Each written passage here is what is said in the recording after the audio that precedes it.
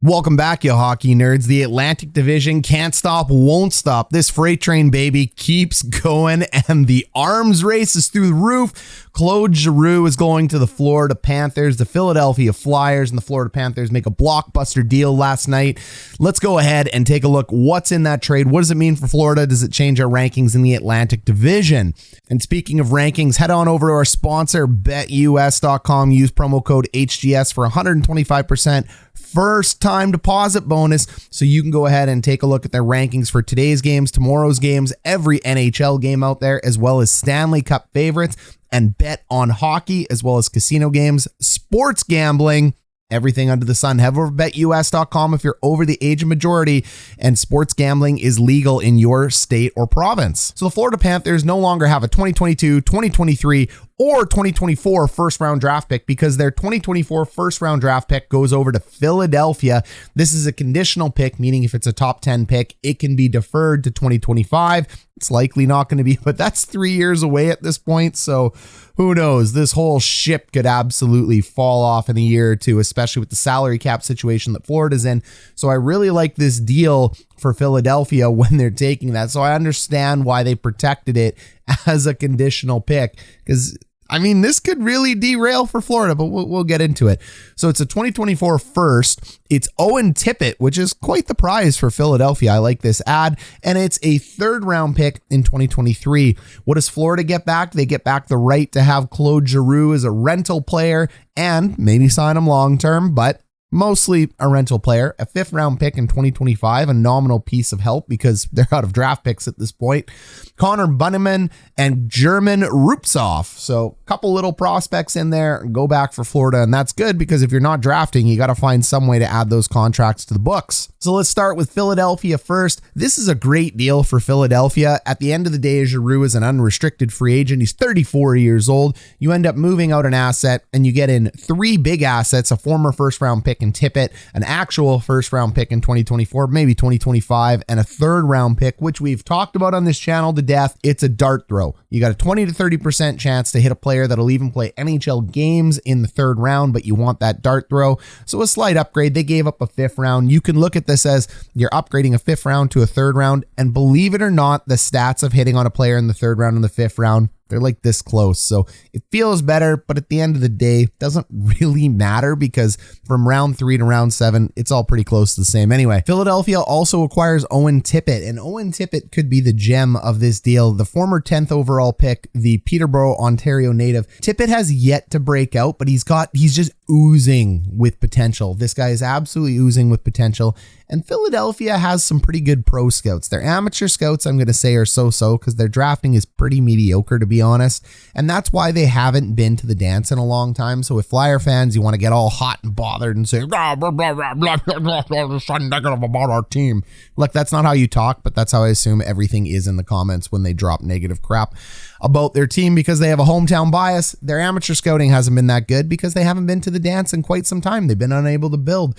But their pro scouting is actually pretty good, and I think they see something in Tippett that they like, and they should. I see something in Tippett that I like, so I think the guy can actually come in and be a 0.7 to 0.8 point per game producer. That is in an 82 game season, 60 to 70 points in the NHL in the future. That's possible.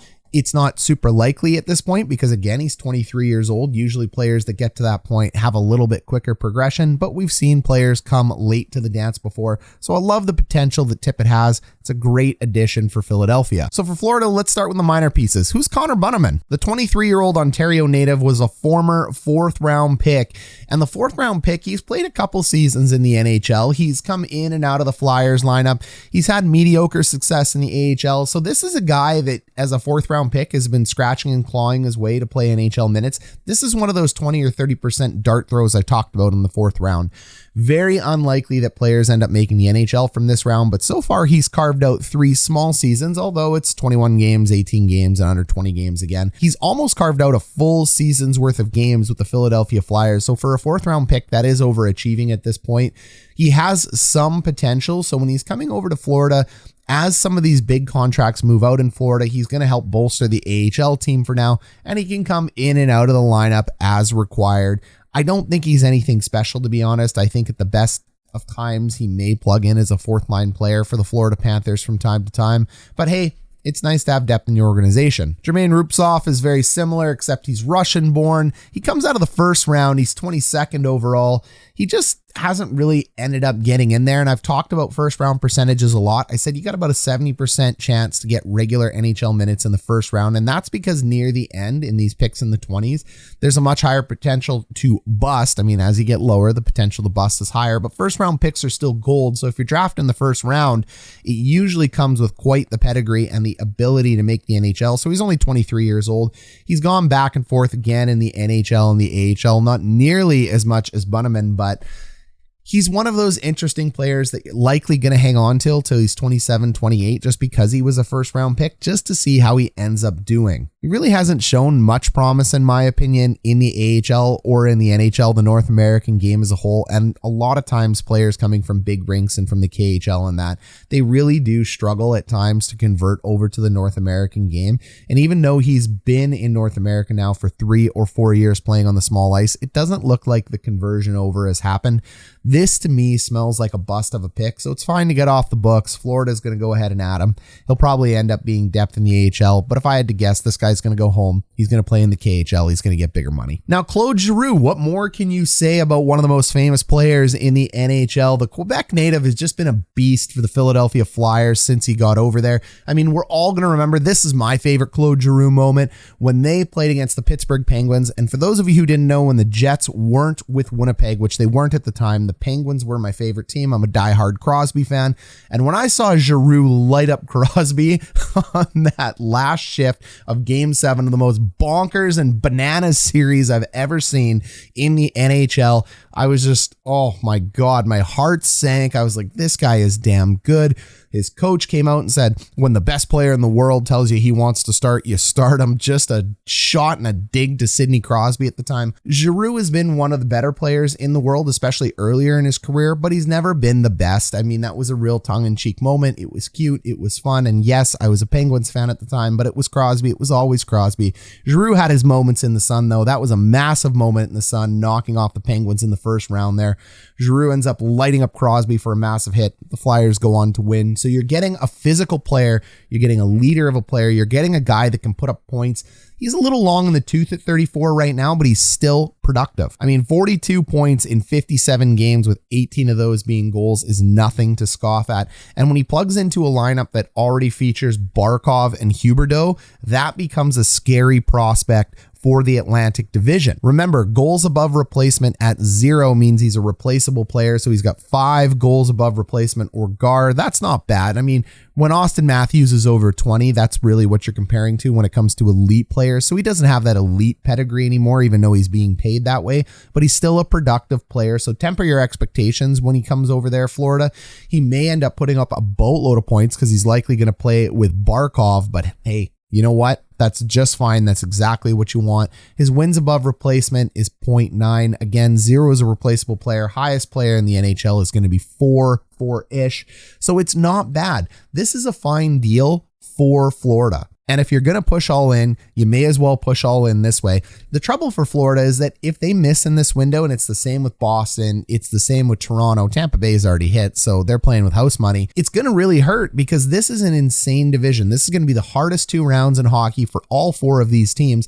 And if Florida doesn't get through the first round, don't be surprised. As stacked as this team is, there's still a good chance they could lose in the first round, even though they're going in as favorites, whether they play Toronto or Boston. And I'm telling you, they don't want to play Boston. That's not a victory for playing. That's just, it's not a victory. It's not who you want to play. And what does Claude Giroux end up doing for the Florida Panthers? Do they remain the number 1 ranked team in most people's eyes? I'm going to say yes. In my eyes, though, because that's why you come to this channel, I still have Tampa Bay above them. I like this deal for Florida because at the end of the day, what are you going to do with a 2024 first round pick since you've given away all your other first round picks at this point?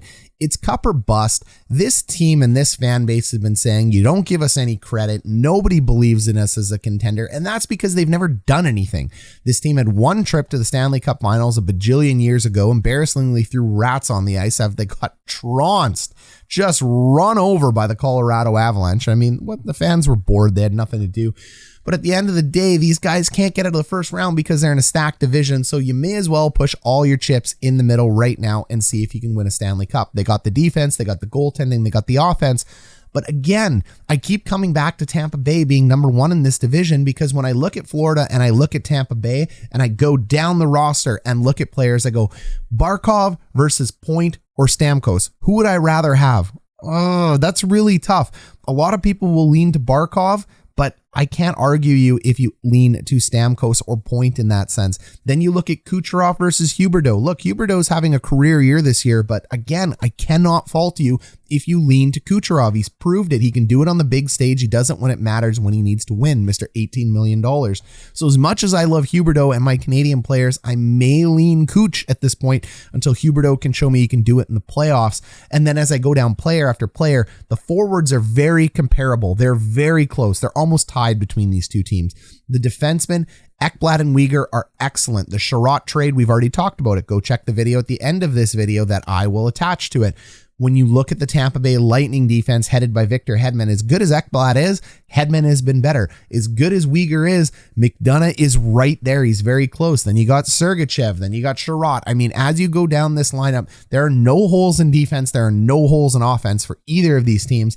So it comes down to goaltending. Would you rather have Bobrovsky or Vasilevsky? I'd rather have Vasilevsky, but again, it's okay. It's not close. It's Vasilevsky, but Bobrovsky is no slouch. So when you're taking a look at these teams player for player, it's very close, but the edge goes to Vasilevsky. When you take a look at the coaches, the edge goes to John Cooper. So the slight edge still goes to Tampa Bay.